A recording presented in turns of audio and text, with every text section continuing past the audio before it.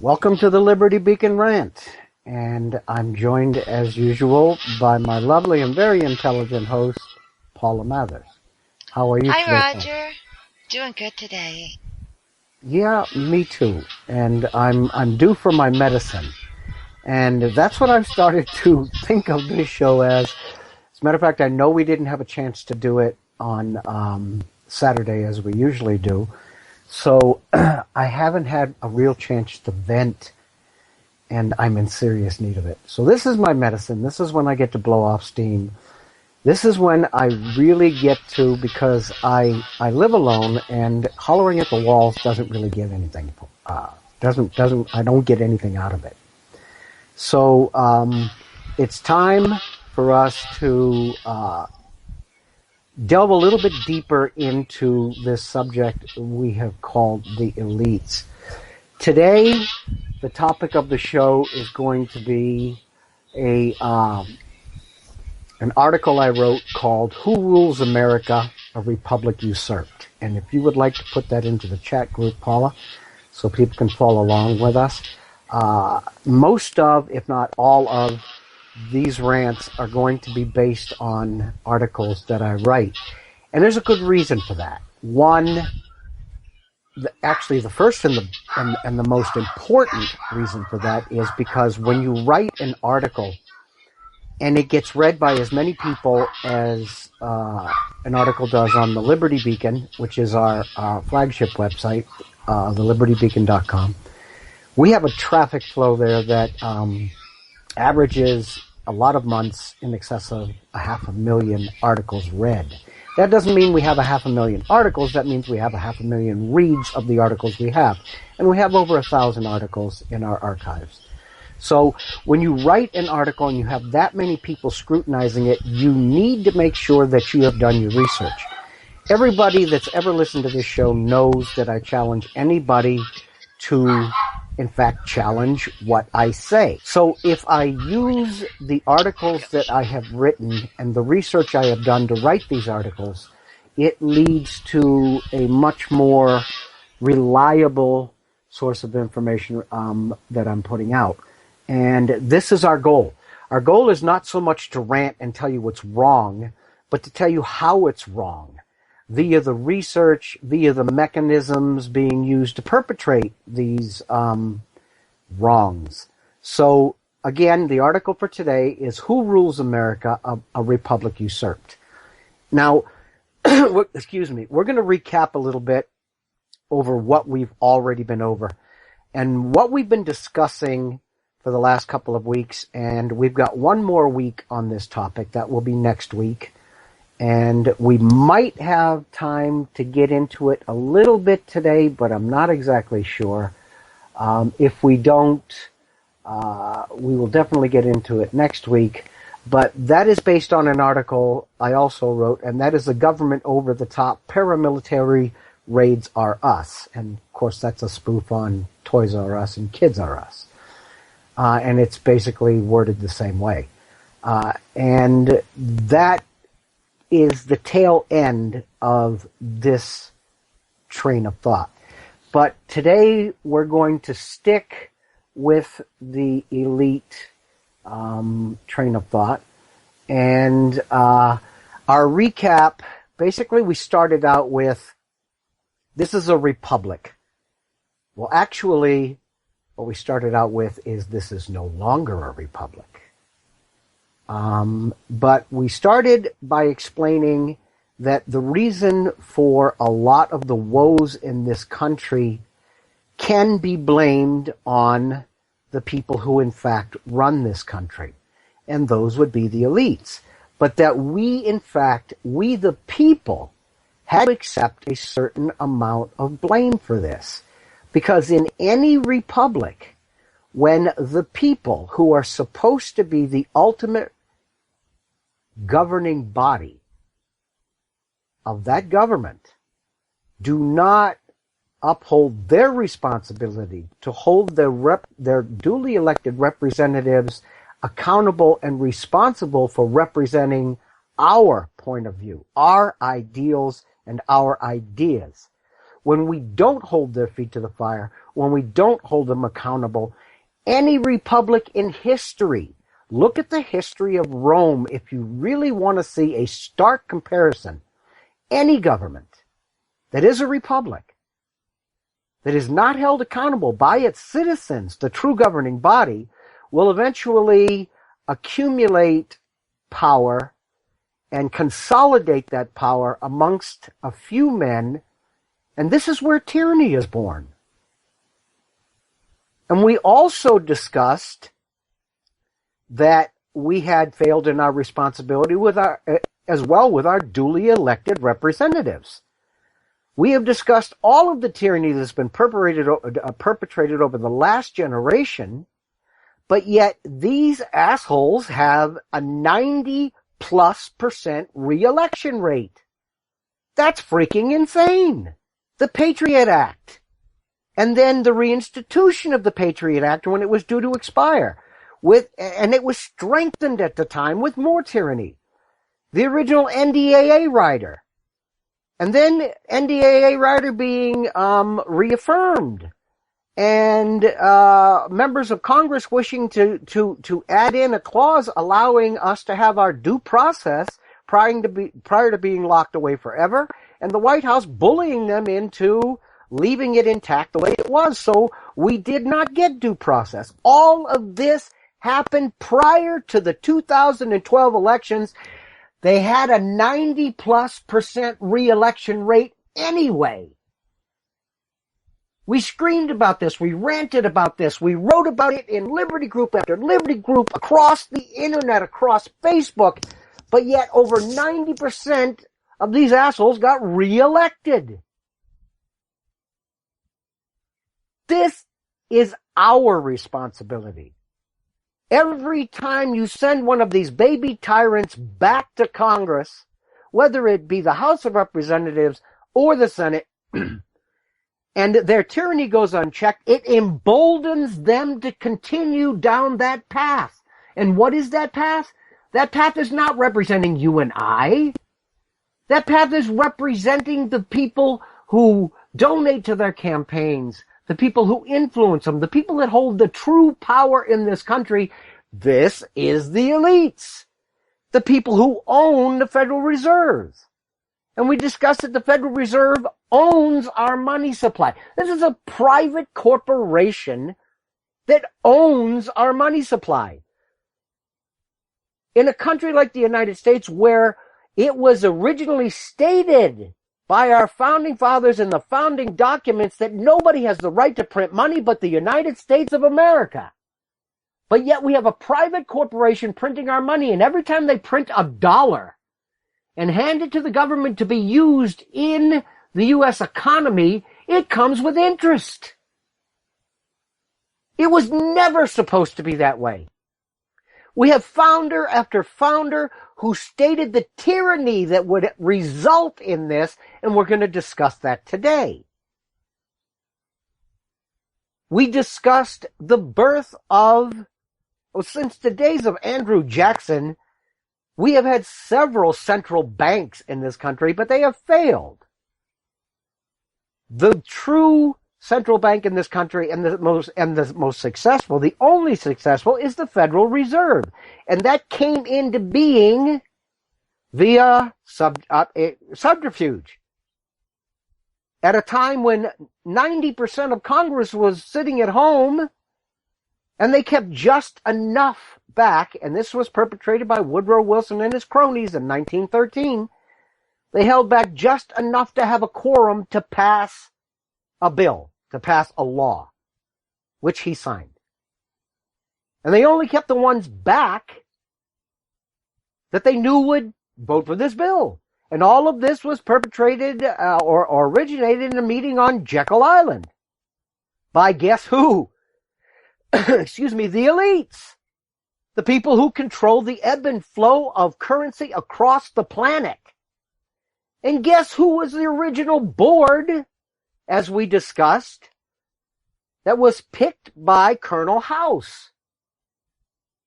It was the same people who attended these meetings in Jekyll Island. This tyranny has been in the works since not too long after our Revolutionary War. But it really didn't pick up enough steam to be successful or start to succeed until the Civil War and the 13th and 14th Amendment. At what point in time there was set up a parallel government in this country centered on Washington, D.C., not the United States of America and the Organic Constitution. You are not citizens of the original United States of America. Look at your birth certificate. We discussed this. Your name is all in uppercase letters. This designates you as not a citizen of the original United States, such as a sovereign citizen is, but as a citizen of Washington, D.C., and that shadow government or parallel government that was set up via an act that was instituted in 1871, following not too long after its foundation, which was laid in the 14th Amendment, which was passed in 1868. From that point on, we became assets of this government, not the original government. We can move back to that. We have enough people in this country to do that. There's 320 million of us. But we have to wake up to this tyranny and decide that we're going to force the leadership in Washington to reinstitute the real republic that was bequeathed to us by our founding fathers. Anybody, and I have challenged you to do this before, that doesn't believe this, that believes you are still citizens of the original United States of America, and we fall under the Organic Constitution written, fought for, and died for by our founding fathers, Google it, look it up, do some research. You are not a citizen of the original United States. That, people, is a fact. It pisses me off to no end. It's not a joke. It's not a lie. I'm not pulling a scam on you. Look at your birth certificate. And guess who we're assets to? Guess what we're assets for? Every citizen in this country is an asset that the government borrows money against. Who do they borrow money from? The Federal Reserve and the people who own the Federal Reserve. The elites. Everything goes back to these idiots. And that's probably a misspoken term. They're not idiots. They're some of the most intelligent people in the world because they control the world. They rule the world. Believe it. The estimated value of the Rothschilds' fortune is over $100 trillion. Excuse me, I have a frog in my throat. I don't know if I'm coming down with something, but I apologize for the coughing I'm going to be doing.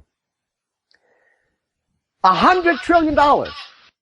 We have a $16.7 trillion national debt in this country, and we talk about it being so much money, we can never pay it back. $16 trillion. That means nothing to the Rothschilds. They could pay off the debt of every country on the face of the earth and still have more than 50% of their fortune left. Still have so much money they could burn a ton of it a day in $100 bills and never run out of money. That's insane. They have controlled and brought down monarchies and governments throughout history.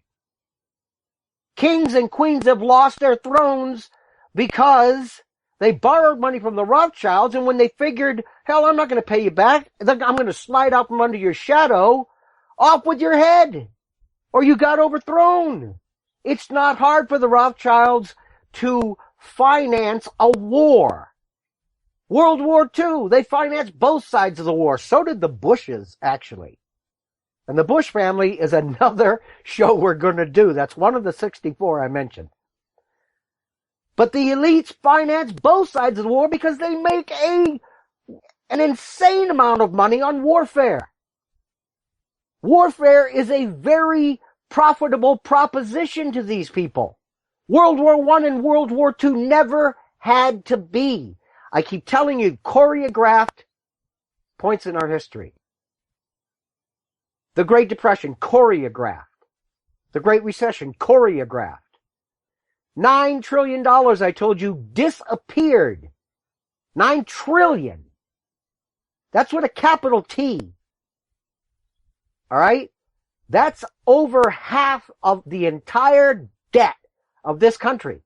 Disappeared from the Federal Reserve books, and after almost 10 months, Congress, who put forth a commission to investigate this, still has no clue or no answers from the Federal Reserve where $9 trillion of American money disappeared to. The Federal Reserve doesn't feel they owe us an answer. It's insane. It's insane that it isn't talked about every second. 9 trillion. They don't feel they owe us an answer.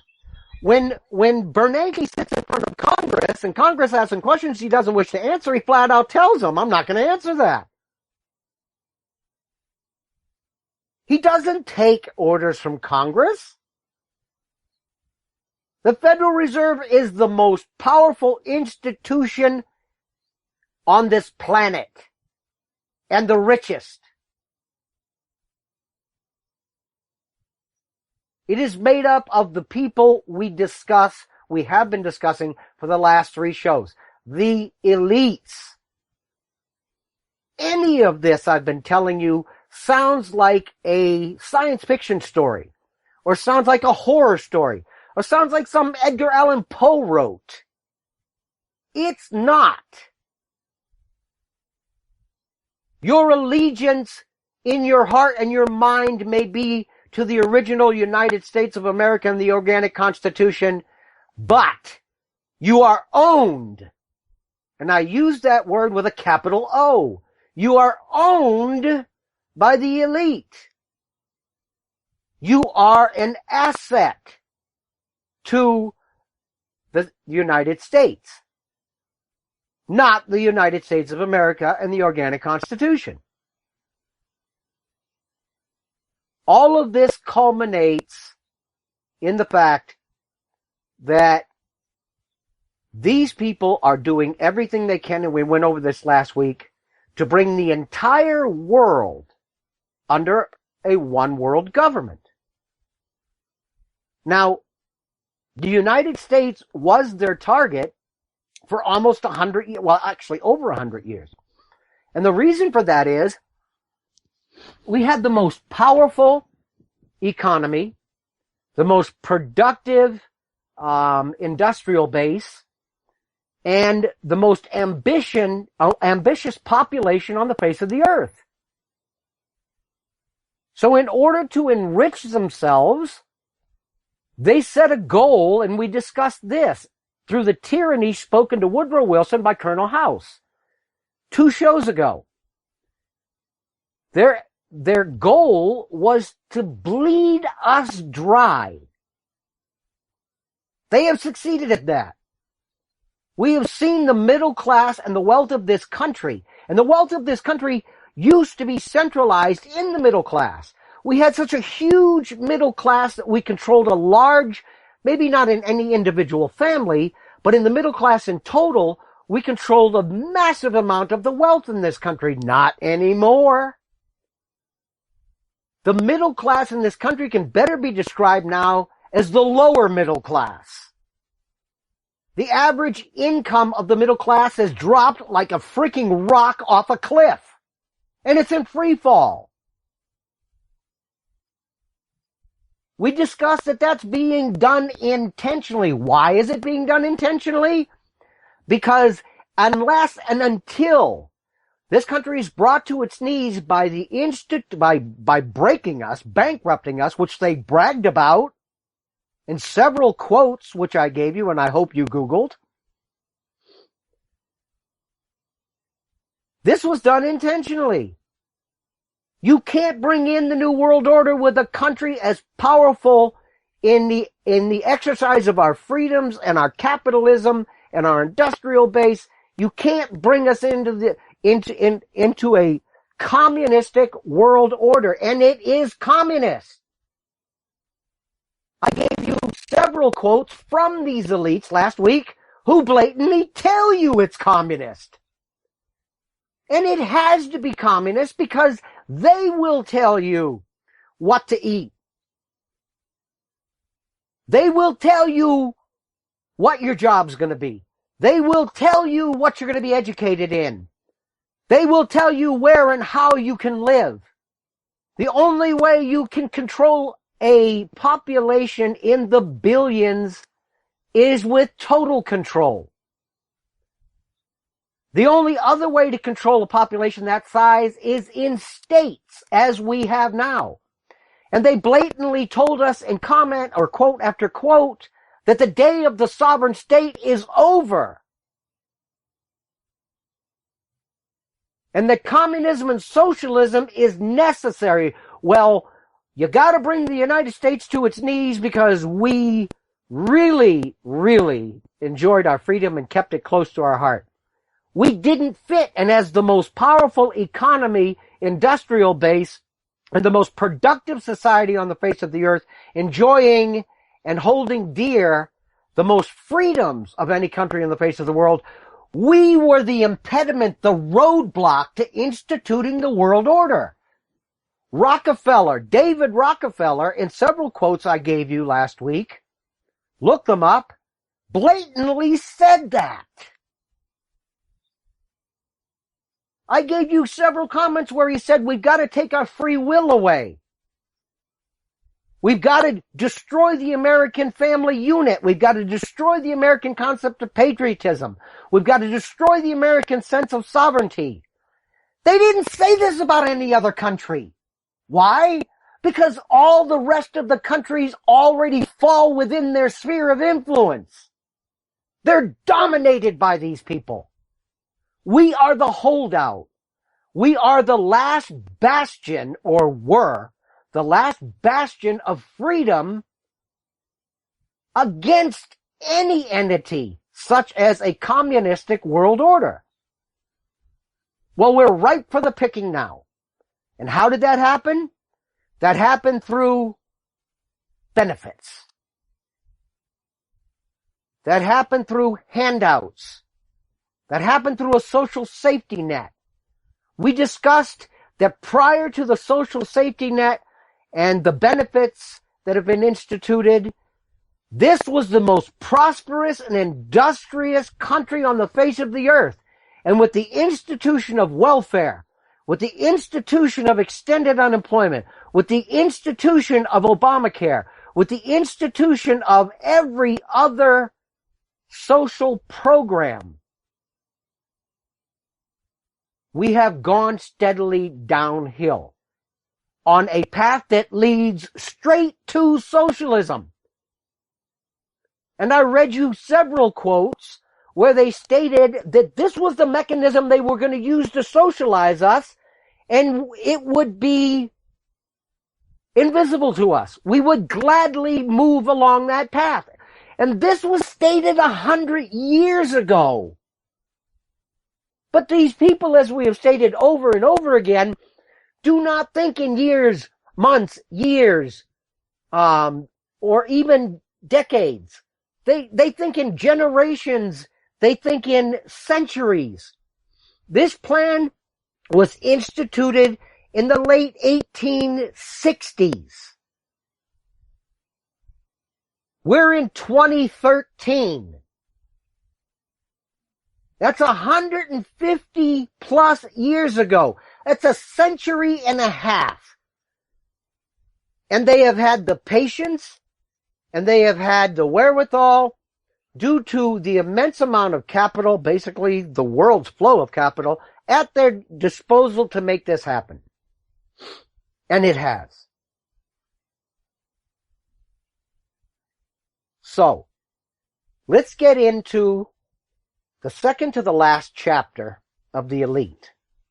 Who rules America? A republic usurped. And when I say usurped, let's define the word usurped. Taken away from, removed from, alleviated of, gone. We've already discussed the United States of America, or the United States, period, is no longer a republic. It has been usurped. We live in a fantasy. Anybody who believes you live in the original, and I'll say this one more time and then I won't rant about it again on this show today. Anybody who believes you fall under the original Constitution, under the original United States of America, research it. Do you ever see this mentioned in a textbook? Look at your kids' textbooks. Look at their history books. Look at the history books in any library. 99.9% of them will not mention what I've told you. Did you know that all it would take for us to get back to the original United States and the organic Constitution is for the president, who signs every 2 years an emergency order reinstituting it, not to sign the damn thing? That's a fact. Research it. So every president who has sat in the White House since 1868 has been complicit. The reason they don't do it is the same reason Kennedy is dead. Kennedy was going to institute an American monetary system separate from and devoid of the influence of the Federal Reserve. He had, I don't know, I think, and don't quote me on this, something like either $1 trillion or $4 trillion already printed up in American currency.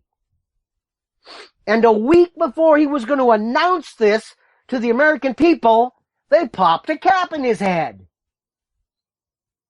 He was the closest one to coming, the closest person to the point of actually negating the charade. Our presidents don't do it because they know their life is over if they do. But that's all it would take to end this tyranny, is to get a man in the White House with enough balls that he doesn't sign this emergency order again, reauthorizing it. Every single president since shortly after the Civil War is complicit in this. They renew it.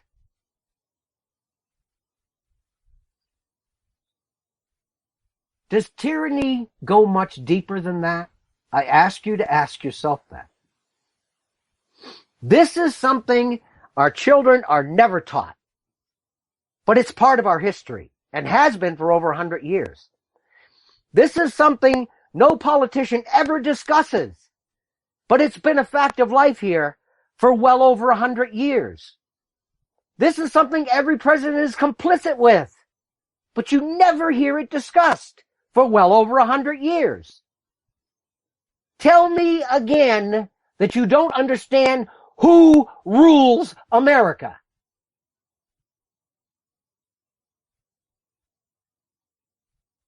Let's get in to the topic for today, because half the show's over and I'm about to blow a gasket here. Paula, can you pop me over a tranquilizer or something? Nope, no gasket blowing. Okay. Anyway, let's start this off. For those who would believe we the people have the right of self-determination, this is a discussion that will basically bitch slap you back to reality. Now, that's not going to apply to anybody who's heard the last couple of shows, but it might apply to somebody who grabs a hold of this link off of our website, and this is the first show they listen to. As I've told you before, America is no longer a functioning republic. It hasn't been for well over a century. Our upper echelon of leaders are all in the know. They do not harbor any loyalty to the Constitution, but yet they take an oath through blasphemy. They swear to uphold the Constitution. So help me God. That, my friends, is blasphemy. They come into office perpetrating tyranny and blasphemy because they all know. They've all been indoctrinated that you are not going to be upholding the Constitution. You do not owe allegiance and loyalty to the Constitution. You owe allegiance and loyalty to the elites of this world. Fact. They know this. Any one of them could have stopped this tyranny by just not signing that order when they did. Any one of them could have put a stop to this for 150 years.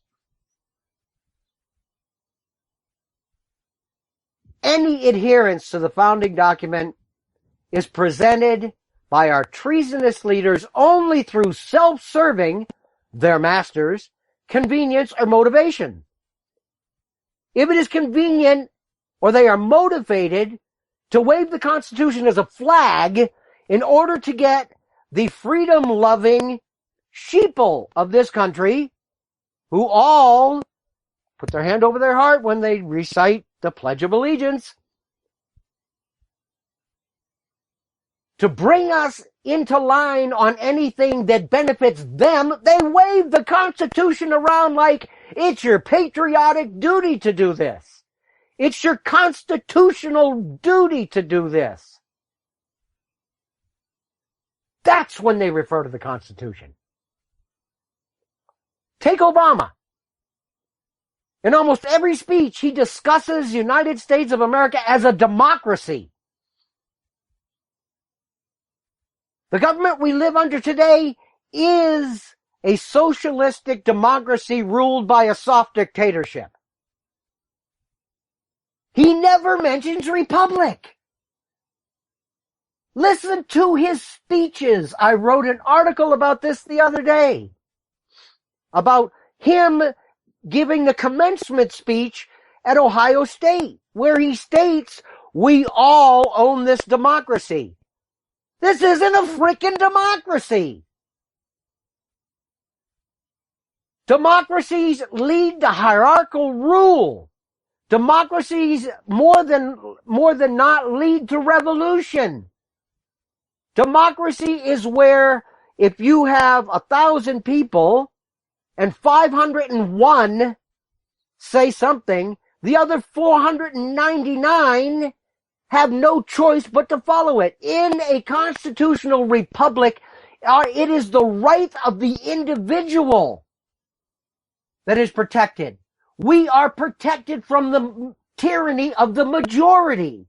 We don't live under that system anymore.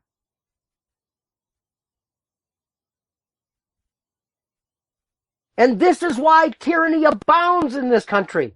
Because the majority are brainwashed mass media idiots, sheeple. And they follow what the government and the mainstream media beats into their head on a daily basis. They follow them like the children followed the Pied Piper, right over the freaking cliff. So getting a law passed by a majority rule or getting a tyrant into office by a majority rule is still within their power because they control that majority. And the rest of us, even though we make up a large minority, we don't matter. We're inconsequential.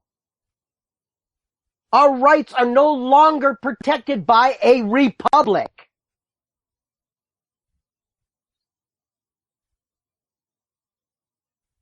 The second part we just went over, but let's touch on it, or the second paragraph.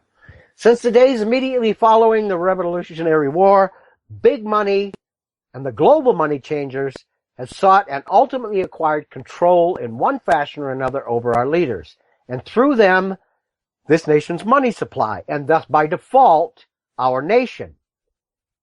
So now you understand when you hear me rant And why I pin my rants to these articles, because I've done the research. So my rants pretty much follow these articles. And they have to, because this is what I've researched. But let's get on a little bit to, again, you know how much I love quotes. And I think, Paula, didn't we make up a new word last week? Googleable? Googleable. Yeah. Is that Googleable? Okay. Innocent. Google it because it's highly Googleable. Many intelligent, patriotic men have attempted to warn us about this tyranny over the past several centuries. And even more so over the last 2 centuries. It is not the demeanor of the common citizen to function within the political realm. How many times have I said this? And I'll say it once again. The average person feels he's done his patriotic duty because he goes to the voting polls once every 2 years or once every 4 years and sends a tyrant back to office. 96% of Congress and 90+% of the Senate that was up for re-election went back. But yet this is the period in this country where the most tyranny has occurred. But almost every one of these assholes went back to Washington. Now they're bolder than before they got reelected because, hey, look what I did to these idiots and they sent me back here anyway. This is what we are perpetrating, what we are perpetuating. Okay? Instead of functioning within our system, instead of doing this, we commonly choose to bestow ultimate trust on our elected representatives, feeling that they will always do what is in our best interest. Bullshit! We know this isn't a fact. We know it for a fact that it isn't a fact. Therefore, foregoing our responsibilities as the ultimate governing force in this republic, which, if we wanted to, we could make it a republic again. We just have to find the right man to put into office, and we have to threaten the rest of the elite. If you pop a cap in this guy's head, we're coming after you. But that's another show. Let's talk about how we get somebody into office to shut this charade off. And this charade could be shut off just like a light switch. It would take one thing: a president not signing an emergency order. That's it. And it's all done. It evaporates immediately. And we're back to the true United States. We're back under the original organic Constitution. They don't want you to know this, people. But we fail as the ultimate governing ultimate governing force in this republic. We fail to hold our leaders accountable. My God, I think you're probably tired of hearing me say that. We, the people, have committed a heinous mistake. And we are paying the ultimate price in the destruction and usurpation of this republic. This is where I got the title from. Now, here are just a few prophetic warnings by these people I told you about. Again, these are quotes. They're Googleable. I'm beginning to like that word, Paula. All right. There is something behind the throne greater than the king himself. Sir William Pitt, 1770.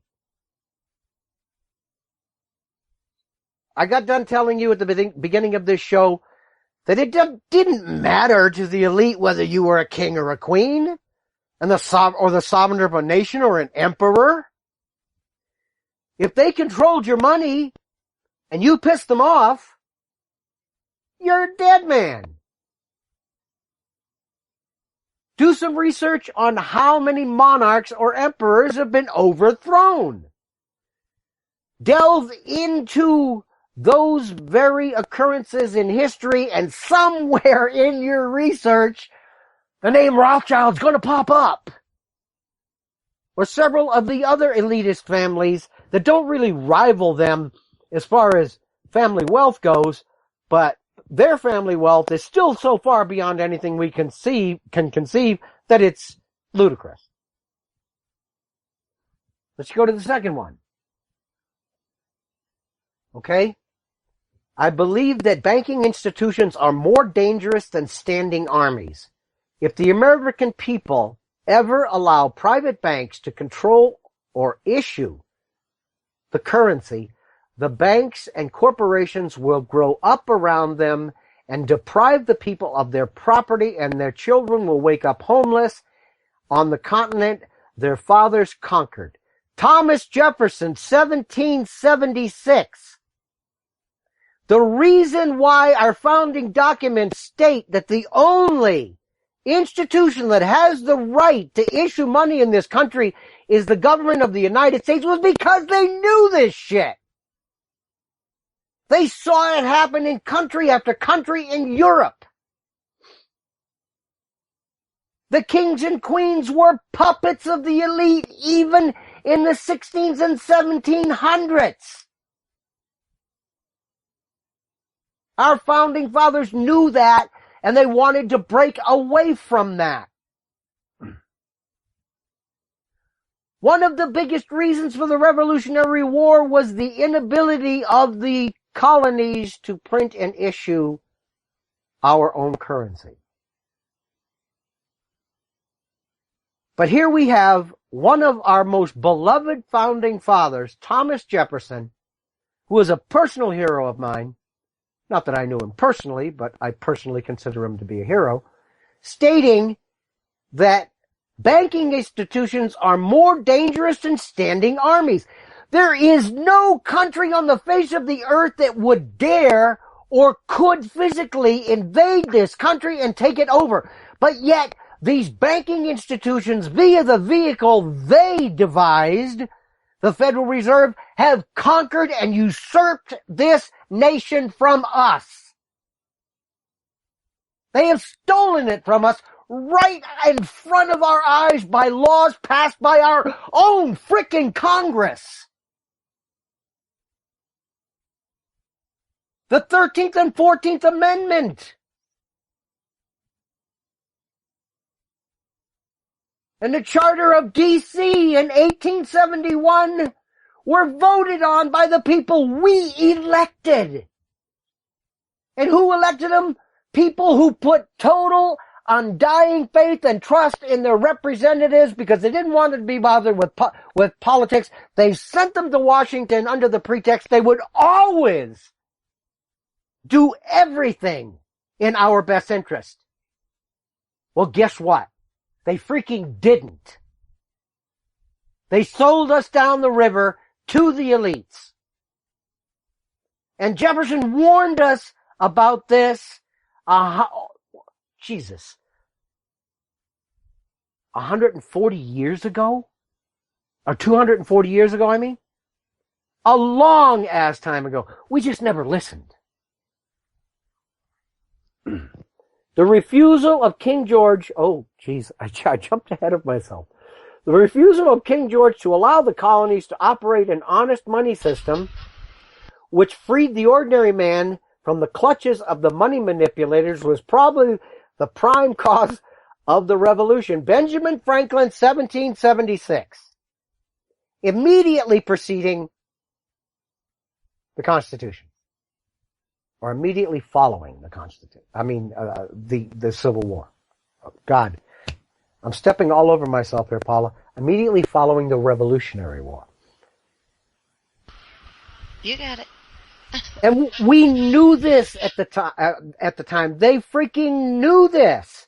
But yet, immediately following the Revolutionary War, in the time of Andrew Jackson was already perpetrating tyranny by letting a central bank into this country. It failed.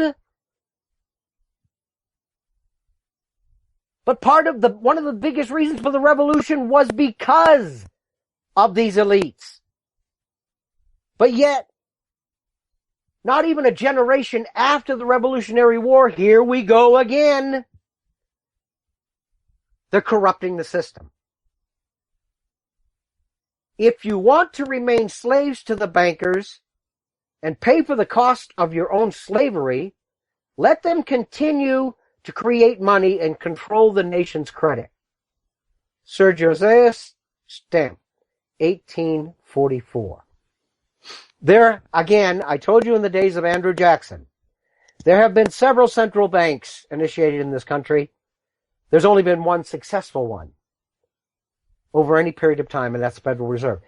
But he states right here, the fallout, the repercussions of allowing these elites to control the money. And when I say control the money, we go right back to the Rothschilds, who simply states, back in the days of the monarchs, I care not who makes the laws of the country as long as I control their money. Because basically, if you control the money, you control the people who make the laws of the country. And here, Sir Stamp states, if you want to remain slaves to the bankers and pay for the costs of your slavery, that's exactly what we're doing. We're slaves in the fact that each and every one of us is an asset to a country that we do not or should not owe our allegiance to. We are assets. We're all given a value. And every bit of our money that we are allowed to use, comes with interest. So we're paying to use our own money. We are in fact paying for our own monetary slavery to this elite. He states this in 1844. Almost 70 years ago. Almost 170 years ago. Long before we ever started to discuss these issues. Long before the Liberty Movement. The real truth of the matter is that the financial element in the large centers are owned and governed since the days of Andrew Jackson. This was a quote that came up on one of our other shows. Franklin Delano Roosevelt, 1933. Here is the longest running president in the history of this country coming into office and stating, and he actually said this in a correspondence with Colonel House, who appointed the original board of directors for the Federal Reserve, stating that he knows that the government is owned and run by the elite, the people who control the money. These are quotes again, my friends. These are not guesses. These are not elements that I take and blow up and that I exaggerate or I fictionize. These are words from the horse's mouth. The world is governed by different personages from what is imagined by those who are not behind the scenes. Benjamin Disraeli, 2008. Well, geez, what the hell does this mean? The world is governed by different personages from what is imagined by those who are not behind the scenes.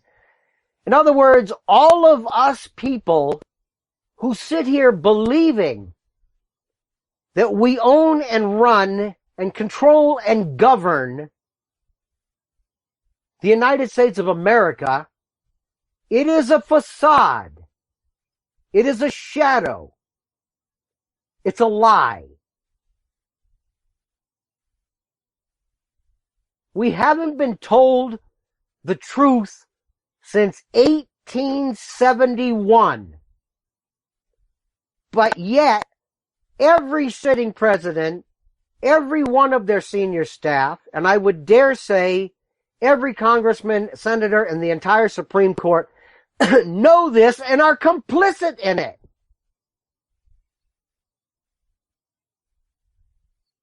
So tell me where the lies stop and the truth starts with any single leader we elect.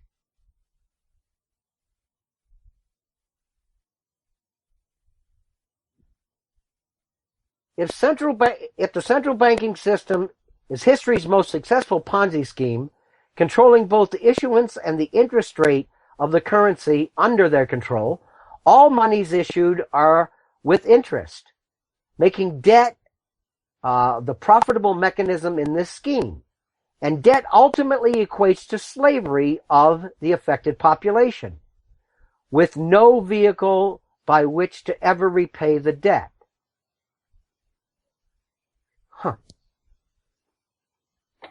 These are, in fact, my comments. These are no longer quotes. But let's go over that, because I glean my comments from, again, the research I do. The banking system is history's most successful Ponzi scheme. They create something of value out of nothing. They give you a piece of paper, tell you it's worth $1, and say you need to pay me $1.03 back.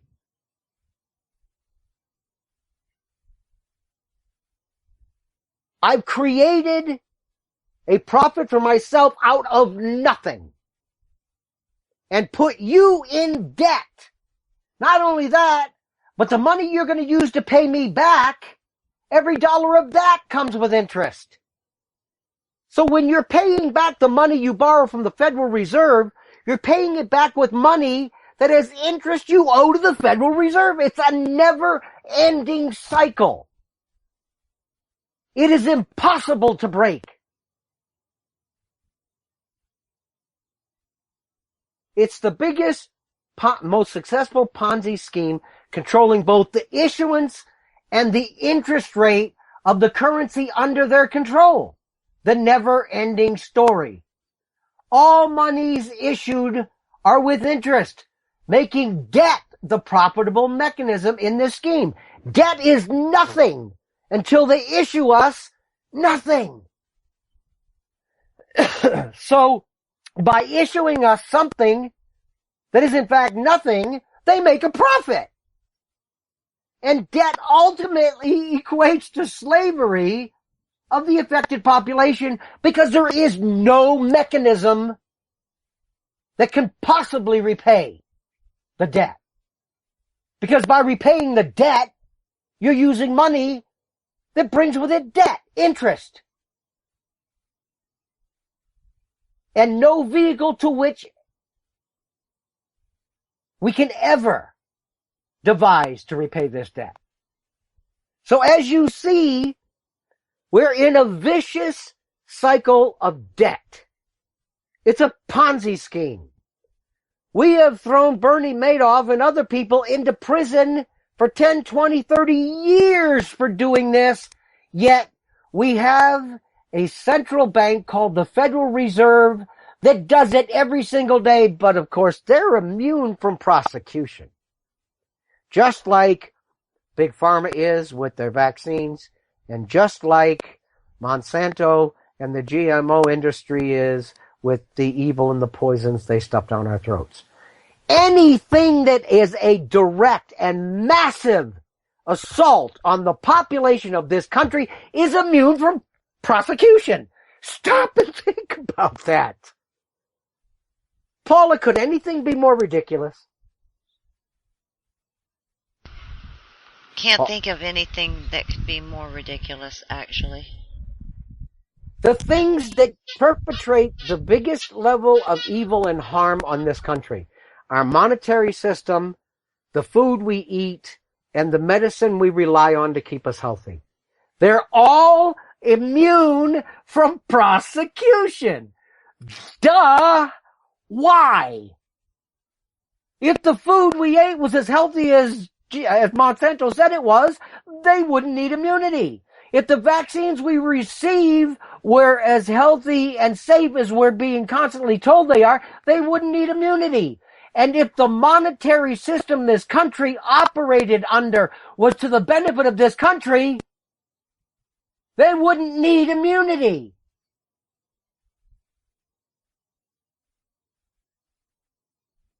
These institutions are and have been responsible for wars, depressions, recessions, bankruptcies, and many more natural catastrophes on a global scale. We've gone over that. Give me control of a nation's money supply, and I do not care who makes its laws. Mr. Rothschild's himself. We've already been over that. Please watch these excellent, everybody should have a link to this, and anybody who hasn't heard this show yet and will hear it in the future, or if you don't have this article in front of you, grab a hold of the link once it goes up on the website. It will have, there is a 5-part video series in there. It's called the Federal Reserve. Parts 1 through 5. Now, each one of them is not very long. They're about 8 or 10 minutes apiece. So you can listen to them in spurts. One today, one tomorrow. You don't have to sit down for a whole hour and go through it. But they explain everything I've said and so much more. And these are very critically acclaimed documentaries. And the resources and the research done to make them is unchallengeable. And a lot of what I say comes from these. Okay, these are the cold hard facts. If you're looking for a warm and fuzzy feeling, go away. If you're looking for the truth in tyranny, regardless of the shocking revelations, this is where you need to be.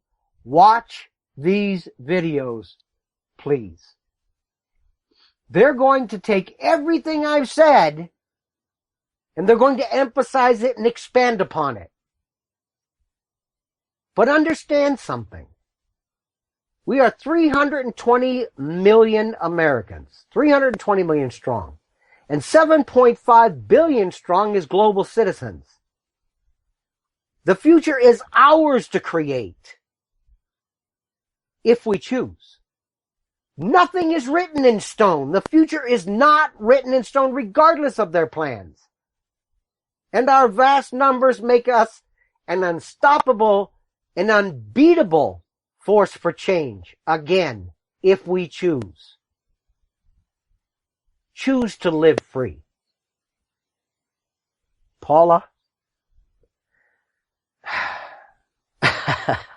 the medicine has worked. Is it feel so much better now? I do. I'm ranting with you in spirit. I have to keep my mic mute or you'll hear me going, yeah, true. How many times is supposed to say true? Yeah. Yeah. And when your mic is unmuted, I hear a little bit of feedback. I hear myself coming over some speakers in the background. Like absolutely. Yeah. But fix that. I have as a mission to open as many eyes as possible. I tell everybody over and over again, do not believe any politician on a national level, because they all know the depth of the tyranny.